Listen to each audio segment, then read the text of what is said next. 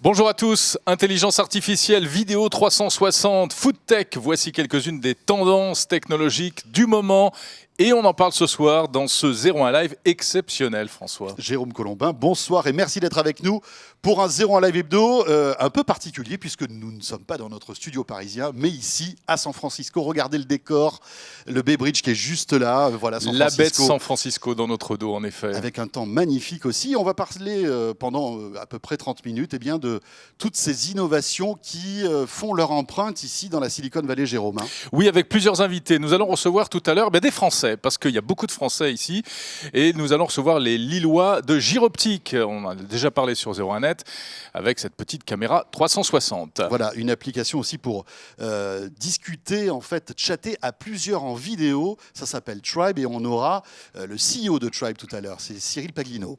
On va également effleurer des tendances qui sont liées à l'alimentation, les food tech et tout ça. On en parlera tout à l'heure avec Nathalie Doré de l'atelier US. Mais avant cela, François. Avant cela, on va s'intéresser, on va dire, aux tendances. Quelles sont les tendances ici dans la Silicon Valley? Et puis surtout, est-ce que la Silicon Valley, c'est le moteur de l'innovation? On va en parler dans un instant avec notre invité. Alors, ce n'est pas la peine de réagir aujourd'hui exceptionnellement sur Twitter, Jérôme, puisque nous ne sommes pas en direct. Non. Ce 01 Live a été enregistré il y a confesse. quelques heures. En tout cas, soyez les bienvenus.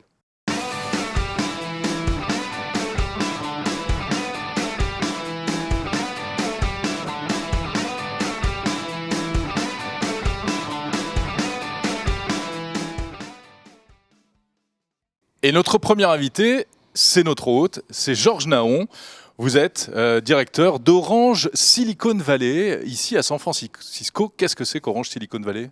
Oui, bonjour. Orange Silicon Valley, c'est une filiale du groupe Orange qui est présente ici depuis plus de 15 ans et qui s'intéresse en fait aux nouvelles tendances technologiques, aux nouvelles tendances d'innovation business qui peuvent intéresser Orange et les clients d'Orange.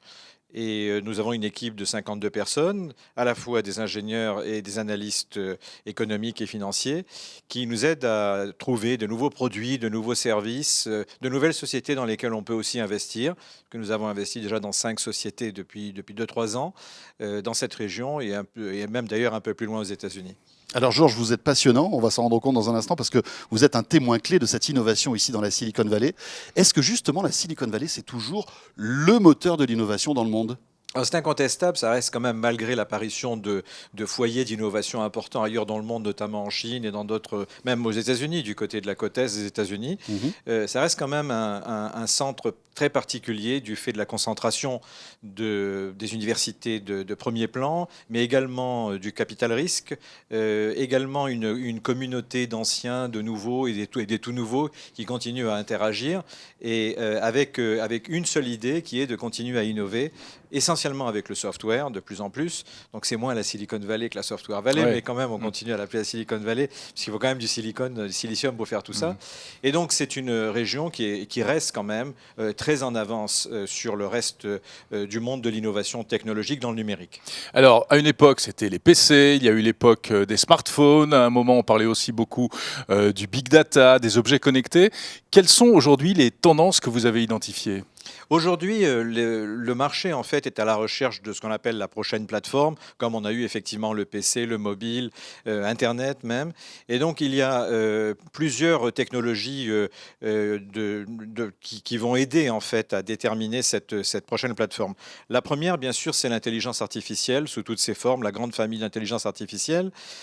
Après ça, il y a le monde des sciences des données qui a déjà démarré depuis quelques années avec les données massives, le big data, ce genre de choses.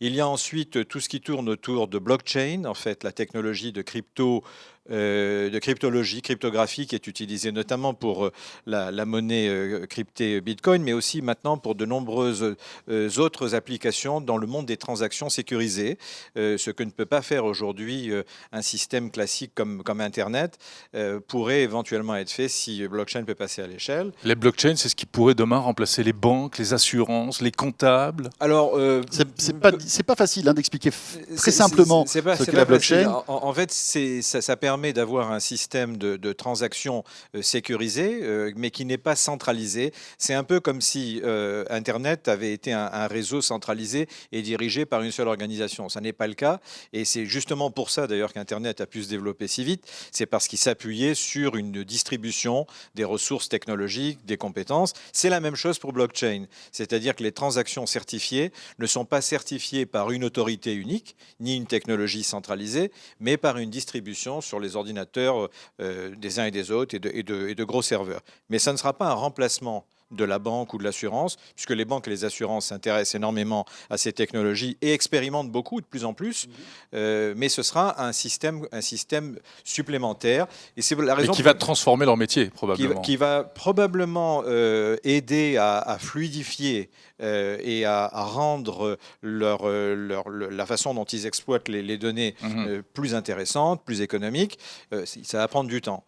L'autre aspect, c'est en fait ce qui tourne autour des réalités, de toutes les nouvelles réalités, donc virtuelles, augmentées, mixtes, et qui s'appuient sur une plateforme qui, elle, pour le coup, est vraiment très répandue, qui sont les smartphones pour une partie, et bien sûr l'apparition des nouveaux casques.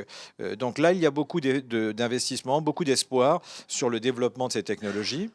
Et enfin, la 5G, qui devrait arriver à partir de 2020, mais il y a constamment des annonces de déploiement prématuré. Par exemple, aujourd'hui, T-Mobile, qui est le troisième opérateur américain de téléphonie mobile, vient d'annoncer qu'ils allaient ouvrir la 5G dans les 2 ans. On verra si c'est possible ou pas, mais il y a beaucoup d'espoir sur ce que la 5G peut apporter aux innovateurs, aux entrepreneurs, puisque ça ouvre des perspectives nouvelles avec un débit très important quand on est en mobilité. Et puis ça donnera aussi un ballon d'oxygène à tous les objets connectés, on l'évoquera tout à l'heure aussi. Mais l'autre tendance, c'est aussi l'intelligence artificielle qui est une vraie lame de fond qu'on voit partout ici, en fait. Exactement. Alors, contrairement à ce que disent certains inquiets dans le monde qui pensent que ça reste un produit de laboratoire de recherche, d'où d'ailleurs vient l'intelligence artificielle, il y a encore des travaux, bien sûr, on n'a pas fini d'inventer, d'innover dans ce domaine, mais c'est sorti des laboratoires de recherche, c'est actuellement dans les mains de gros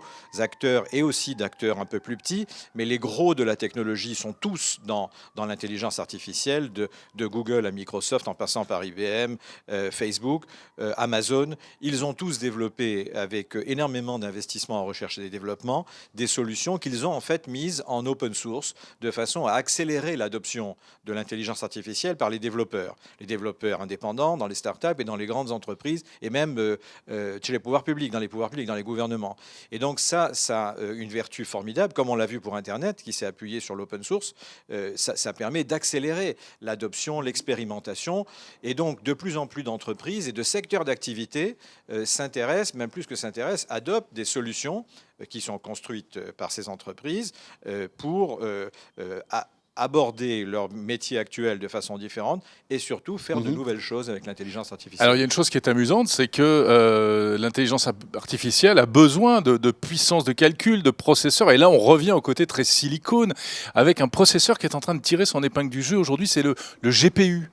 Oui, c'est tout à fait étonnant et c'est une rencontre inattendue de l'histoire. Les chercheurs qui travaillaient sur les réseaux neuronaux dans les universités un peu partout, notamment aux États-Unis, Canada, Europe et en Chine maintenant, avaient un besoin qui n'était pas disponible à l'époque. C'est pour ça que l'intelligence artificielle a traîné pendant des années dans cette période d'hibernation. C'est qu'il n'y avait pas de calcul parallèle. On n'arrivait pas à faire de façon assez puissante avec un ordinateur les calculs qu'il fallait. Et les chercheurs ont eu cette idée d'utiliser un microprocesseur particulier, qui est le graphic processeur, qui est utilisé dans les consoles de jeux et aussi dans les systèmes de visualisation graphique, notamment qui sont fabriqués par des sociétés comme Nvidia qui est un des leaders du domaine. Et donc, ils se sont dit, on va utiliser ça. Et ça marche très bien, ça marche du tonnerre. Et c'est vraiment cette combinaison de l'invention des réseaux neuronaux, de ces puces graphiques très puissantes et des énormes échantillons de données qu'on trouve aujourd'hui sur Internet, pensons aux photos, aux vidéos, qui n'existaient pas avant, qui n'étaient pas disponibles, qui a permis cet essor brutal, en fait, de l'intelligence artificielle. Voilà, l'intelligence artificielle, concrètement, c'est le fait d'avoir une nouvelle interface vocale, par exemple, de pouvoir poser des questions à son smartphone ou pourquoi pas. C'est tout ce qui fait que l'ordinateur sera voilà. bientôt plus intelligent que toi. Et ben voilà. Bon, c'est pas gagné difficile encore, à croire. Ouais, mais c'est vrai, j'espère. Merci. Ouais. Merci en tout cas de me soutenir. Merci aussi à Georges Naon d'avoir été notre invité. Merci de nous recevoir ici dans vos locaux. Merci, mon plaisir. Voilà, avec le Bay Bridge juste derrière, on a choisi ce petit angle qui est plutôt sympa, quand même. On va poursuivre ce 01 Live Web 2 et on va parler de vidéo 360 maintenant. Bonjour Pascal Brochier. Bonjour Jérôme, bonjour François. Bonjour. Français, président et COO. C'est quoi COO? C'est Chief Operating Officer, c'est-à-dire que j'ai la charge des opérations chez Giroptic. Giroptic, T'as pas le même accent que lui, quand même. Non, il a un peu plus normal. d'ancienneté dans la Silicon Valley que moi. Giroptic, start-up lilloise, présente à la fois en France. Vous n'avez pas quitté la France, mais vous avez un pied désormais en Silicon Valley avec ce produit vedette qui est ici. Voilà, et qui a tapé dans l'œil d'une petite boîte, d'une petite start-up, Jérôme, de la qui région, s'appelle Facebook. C'est incroyable ce qui est en train de vous arriver, Pascal. Facebook vous a présenté à tous ses développeurs, à tous ses invités, il y a quelques jours à peine, lors de la fameuse conférence F8. Qu'est-ce qui s'est passé et quel est quels sont les débouchés que vous pouvez avoir avec Facebook ? Oui, donc Facebook est une plateforme très motrice sur le 360 puisqu'ils ont activé le direct en 360 et puis les photos et la vidéo. Et donc d'avoir un partenaire qui est un réseau social qui permet de faire du 360, de le poster, de le partager et d'être très moteur là-dessus, pour nous c'est formidable. Il y a aussi d'autres plateformes qui le font comme YouTube, Periscope, de Twitter, etc. Alors, pardon. Non, mais la petite caméra, on l'a déjà présentée sur 01net TV. Mais on l'a vu au CES de Las Vegas. On l'a vu au CES, voilà. On a même fait une petite vidéo qui est sur YouTube qui a été tournée avec ce système. En 2 mots, voilà, elle se connecte directement à un iPhone, mais également à un Android, je crois. Oui.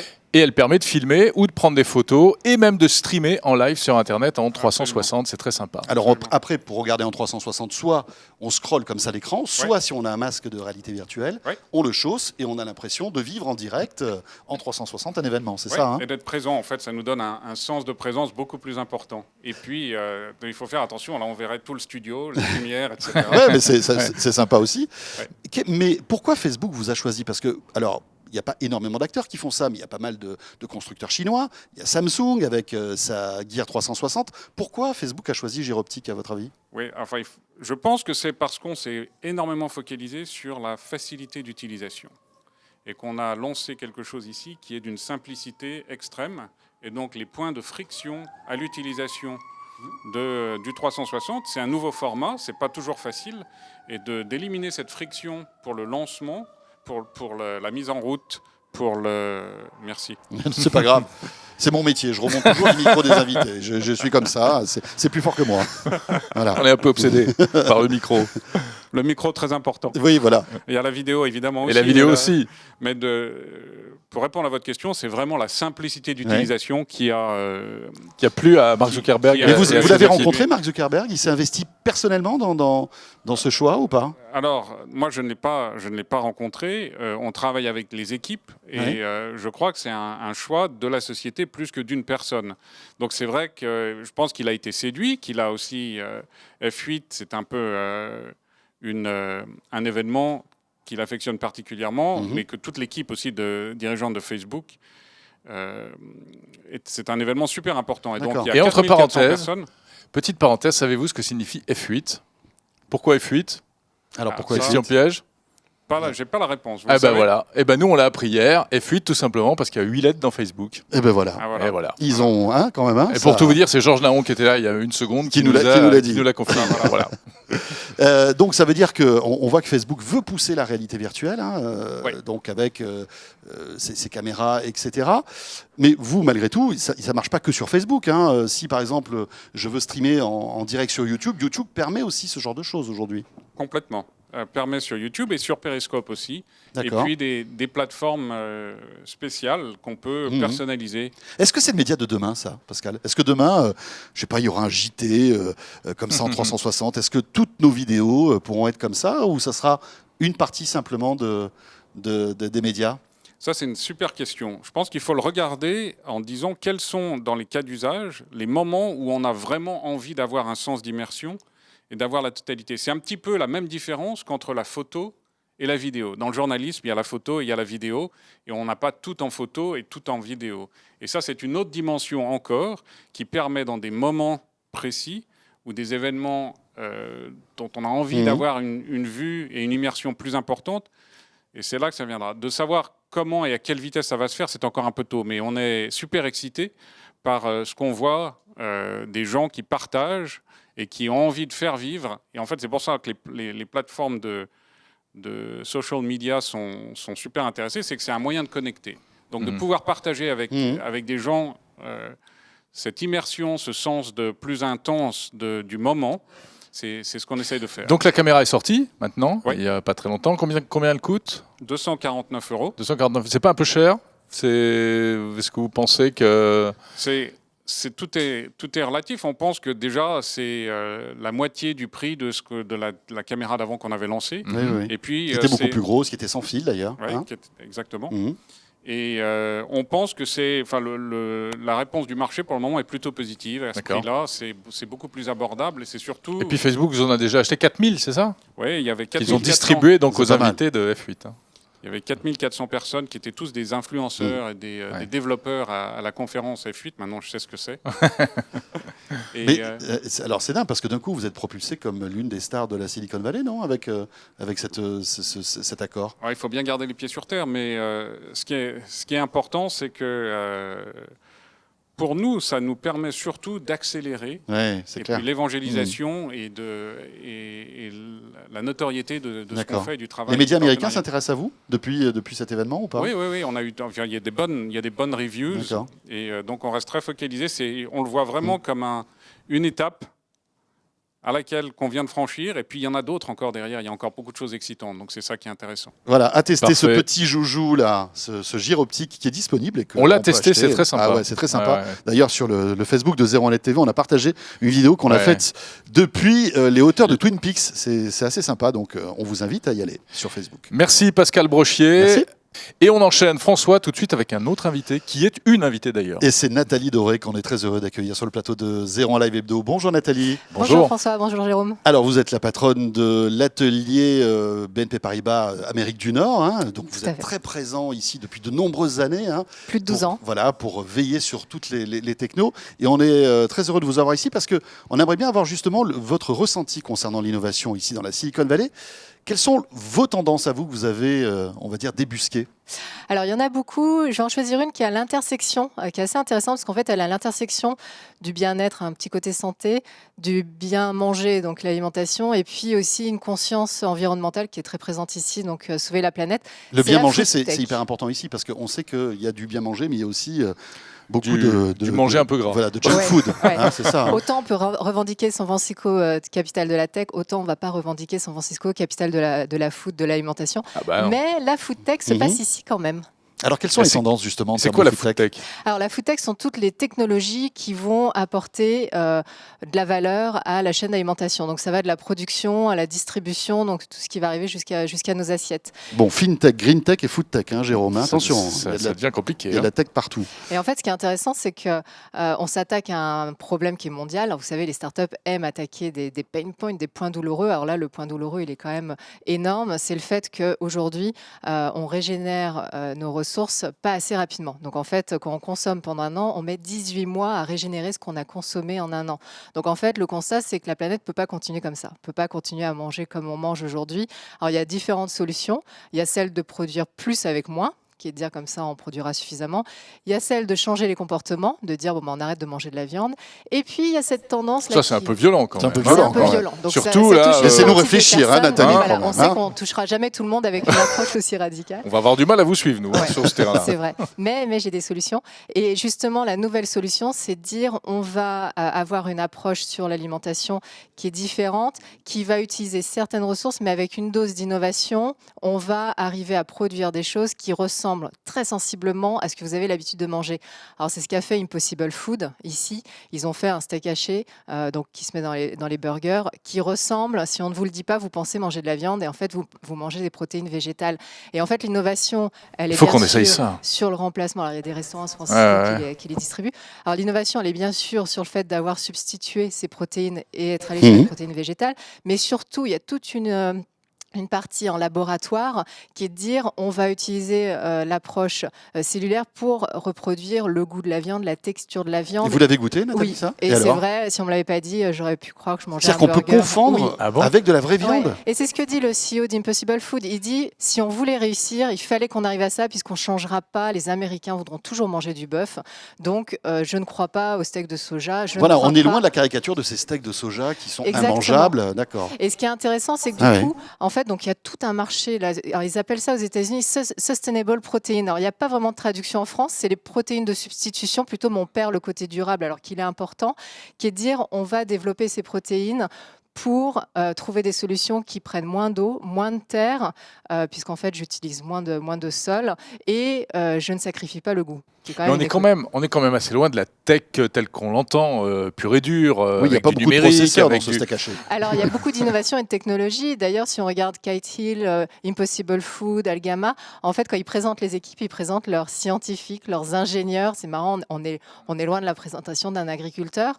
Et ce qui est intéressant, c'est qu'en fait, on va regarder ces solutions en se disant, ben voilà, ce sont des solutions alternatives qui peuvent être peut-être en addition, on ne va pas manger des burgers Impossible Food à tous les repas, mais voilà, qui peuvent être des complémentaires qui vont permettre de résoudre cette équation de consommation de la planète qui est compliquée. Donc beaucoup de choses autour des protéines alternatives. Impossible Food avec le burger est un exemple. Kite Hill, j'en parlais rapidement, eux se sont attaqués au fromage, donc c'est du fromage sans lait de vache, c'est que du lait d'amande, et en fait vous le sentez pas, c'est pareil, ils ont réussi à mettre de l'innovation. C'est incroyable ça. La texture, le produit soit au final dans là aussi vous avez goûté? Oui, et on a goûté. on a vraiment l'impression de manger un fromage. Oui, tout à fait. Mais si ça se généralise, ça peut mettre des filières économiques entières par terre, non, notamment en France. Hein. Non, puisqu'en fait les acteurs de l'alimentation regardent aussi ce sujet-là et essayent d'amener de l'innovation chez eux, donc je pense qu'il y aura plus une mutation, certaines transformations qu'un remplacement.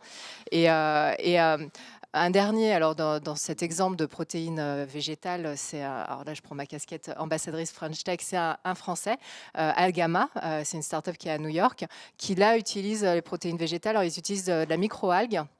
Et ils vont utiliser les bienfaits de la spiruline pour ajouter des antioxydants. Donc là, on rejoint le côté aussi bien-être. Avec ces solutions qui ont le même goût, on va avoir des solutions qui peuvent être enrichies avec certains aliments et qui peuvent être moins gras, allégés. Voilà, c'est plus healthy là. Voilà. C'est-à-dire que là, on n'essaie pas de reproduire le goût de quelque chose, c'est apporter des super aliments. Exactement. En fait, c'est ça, hein. Et on n'est plus dans le complément alimentaire. Là aussi, on est plutôt dans des expériences culinaires. Donc, en fait, ce qui est intéressant avec ces acteurs, c'est qu'ils ne touchent pas que les végétariens, les végétaliens, les gluten-free, ceux qui ne veulent pas tuer d'animaux. Ils veulent toucher tout le monde en apportant une réponse qui peut sauver une partie de l'équation pour notre planète. Alors ça, c'est mature, c'est déjà dans nos assiettes. On en a presque tous mangé ici. Après, une autre alternative, hein, puisque là, on était plutôt sur le fait d'utiliser quand même du végétal et une dose d'innovation en laboratoire. L'autre alternative, elle est certes plus radicale, puisque là, on fait tout en laboratoire, donc c'est l'agriculture cellulaire. Mais là aussi, il y a pas mal d'investissements qui sont faits dans la Silicon Valley. En gros, on peut imprimer de la viande? On avait vu ça il y a quelques temps. Je crois qu'il y a un grand de la Silicon Valley qui investit beaucoup d'argent là-dedans. Je me demande d'ailleurs si c'est pas Elon Musk. Et de pizza. Voilà. Oui, alors là, ça va tout se faire en laboratoire. C'est du fantasme ou Alors, c'est pas du fantasme, puisque les startups travaillent dessus, ont reçu des investissements et commencent à avoir des produits. Là où c'est pas encore dans nos assiettes, c'est principalement pour deux raisons. La première, c'est qu'il y a un cadre légal qui est pas prêt. Et la deuxième, je pense, il y aura besoin de transparence sur qu'est-ce qu'ils font exactement dans le laboratoire, qu'est-ce qu'ils utilisent, parce que voilà, il y a beaucoup d'approches cellulaires. Il y aura besoin de rassurer le consommateur. Bien Donc sûr. là, je pense qu'on est plus dans la prospective. Et puis, c'est intérêt à être bien marketé parce que comme ça donne pas trop envie de mettre ça dans son assiette. Hein, c'est clair. Hein. Il faut dire que François n'est pas très aventureux en matière d'alimentation. Non, mais tu vois, autant vous le dire carrément. Tu sais quoi, avant de partir, il faudrait quand même tester ce steak. Non. Absolument. Et sur l'agriculture cellulaire, un exemple de start-up qui est dans la Silicon Valley, c'est Clara Foods. Donc eux, ils se sont attaqués aux œufs. Donc en fait, ils font des œufs sans poule. Donc en Alors, fait, écoutez, non, je sais pas. Là, on touche le fond, là. Les œufs sans Ouais, poule. les œufs sans poule. oui, donc en fait, ils font en laboratoire des blancs d'œufs. Donc ils sont spécialisés sur les blancs d'œufs et ils vont travailler sur les attributs des blancs d'œufs selon la destination. Si c'est pour faire un gâteau, ils vont travailler l'aspect légèreté Ouais. du blanc. Si D'accord. c'est pour faire de la meringue, c'est un autre aspect qu'ils vont travailler. Donc voilà, il y a une approche Mais on n'a moléculaire. pas le jaune encore. Non. Bah, je crois que les œufs sans œufs, ça existe déjà. J'en ai mangé à l'hôtel ce matin. Et c'est pas terrible. Hein.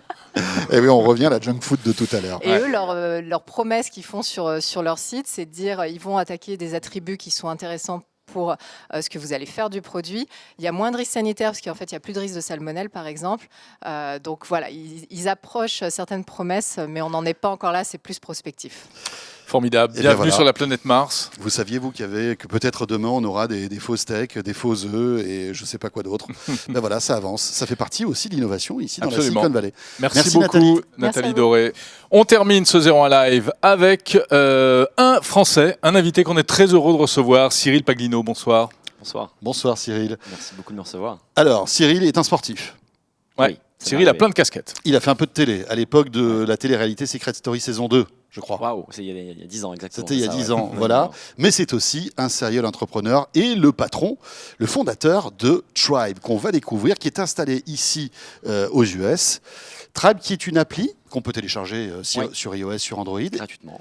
et qui révolutionne en fait les discussions en vidéo qu'on peut avoir tous ensemble. En fait. Exactement. On essaie de rénover un petit peu ce que fait Skype depuis maintenant 15 ans, en l'apportant sur un espace multiplateforme, donc iOS, Android et puis desktop, maintenant sur browser. Et le desktop, ça vient d'arriver hein, sur browser. Aujourd'hui, Voilà, voilà, c'est aujourd'hui. cool. Publiquement aujourd'hui. Et effectivement, voilà, c'est jusqu'en groupe de 8 personnes, en vidéo, en live, dans le monde entier. C'est gratuit, bien évidemment. Et ça marche plutôt bien. Voilà. Alors, vous êtes installé en France depuis peu de temps finalement, avec une équipe assez À San Francisco, internationale. du coup. Pardon, à San Francisco, ouais. Et alors, c'est le cliché de la start-up. Hein. C'est vraiment la bande de jeunes qui mélange tout, le Ouais. travail, la vie personnelle, etc. C'est exactement ça. On est arrivé il y a 18 mois à 4. On est une quinzaine maintenant, une dizaine de Français, puis après Américains, Portugais, Italiens, en petit mélange. Et on a une grande maison sur les hauteurs vers Noé Valley, Castro, donc pas loin d'ici. Et on y vit, on est 4 à y vivre et on est une quinzaine à y travailler à la journée. Donc là, il y a assez d'espace. Et puis on s'entend tous très bien et on est une grande bande de potes. Donc c'est effectivement très cliché, mais ça fonctionne pour l'instant. Super baraque, hein, en plus, Eh on peut oui. dire. Voilà, le barbecue sur la terrasse, enfin bon, tous les bons La clichés vue. qu'on aime bien. La vue magnifique. Explique-nous un peu ce qu'est Tribe et comment ça fonctionne pour que tous ceux qui ont peut-être envie, qui nous regardent, qui ont envie de Bien sûr. télécharger l'appli, d'autant que c'est gratuit, hein, autant expliquer vraiment comment ça marche. Bien sûr. Alors, c'est une appel de vidéo call principalement. Donc, on a ses amis sur l'écran principal qui sont des petits carrés colorés. Et dès qu'on tape sur un ami ou un groupe d'amis créé au préalable, ça l'appelle directement. Donc, si je tape sur mon groupe d'amis ou mon groupe familial, par exemple, Mhm. ça sonne sur tous les téléphones de ma famille ou qui sont dans le monde et tout le monde décroche et on est à 8 sur un écran. Il y en a qui sont en France, d'autres dans le sud de la France, d'autres au Portugal, etc. Et puis tout le monde décroche et on se parle. Voilà, tout simplement. D'accord. Mais c'est quand sans même limiter. c'est un secteur qui est déjà bien occupé. Hein. Il y a Ouais. quelques ténors. Comment est-ce que vous allez vous différencier? Bah, Skype est le gros leader. 400 millions Mm. de, daily actifs, de monthly actifs depuis maintenant 10 ans. Racheté 9 milliards par Microsoft il y a 6 ans.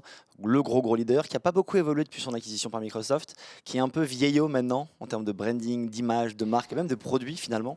En Qui- revanche, qui tout le fait monde pas- connaît Skype. Ça, c'est En la revanche, force. tout le monde connaît Skype, Ouais. bien sûr.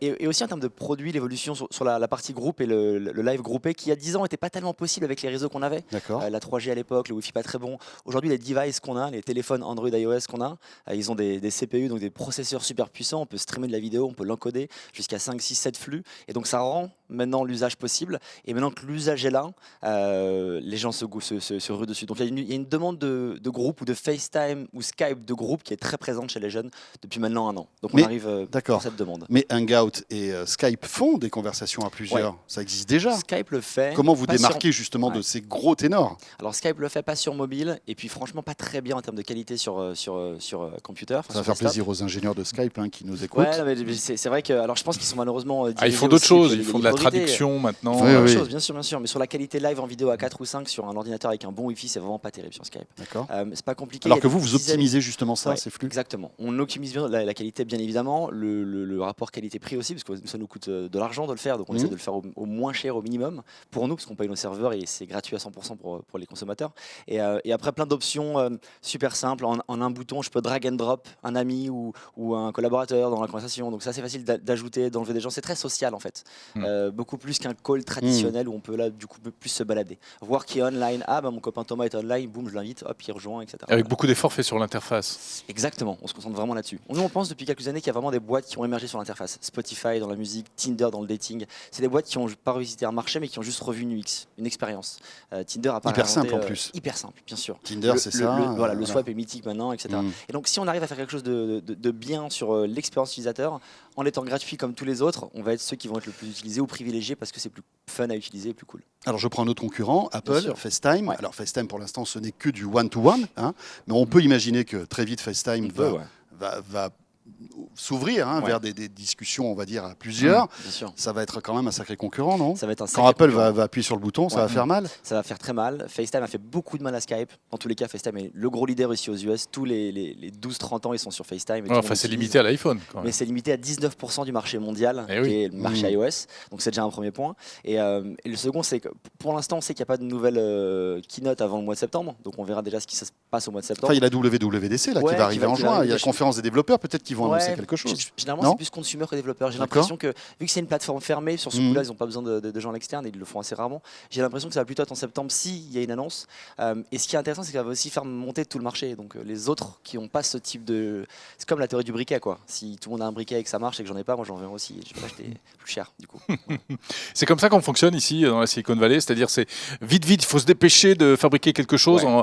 avant de éventuellement se faire doubler. Tout va super vite. Tout va très très vite, ça c'est extrêmement vrai et je le vois au quotidien, j'ai des copains qui ont des boîtes de 5, 10, 15, 20 personnes et puis d'autres qui ont des plus grosses boîtes, mais les petites boîtes comme ça elles se cherchent aussi et elles peuvent comme ça anguiller sur un modèle et trouver le bon au bout de 2 ou 3 petits pivots, ricocher. Nous ça fait d'ailleurs 2-3 fois qu'on change un peu ce qu'on fait, Ouais. on a fait de la vidéo depuis le début, ça fait 18 mois, mais ça a quelques semaines. Avant on faisait de l'asynchrone, donc de la messagerie en vidéo et maintenant on fait du live, donc de la communication vraiment en call en fait.